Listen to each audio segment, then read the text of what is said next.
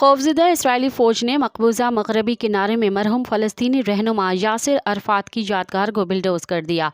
अरब media की report में बताया गया कि तूल करम पनाह गुज़ीन कैंप के करीब यासिर अरफ़ात की यादगार इसराइली फ़ौज ने तोड़ दी। उसके अलावा इसराइली फ़ौज ने गज़ा के अल-शफ़ा अस्पताल से 200 आम फ़लस्तीनियों को भी हिरासत में ले लिया। इसराइली रेडियो के मुताबिक अस्पताल से कोई यरगमाली नहीं मिला।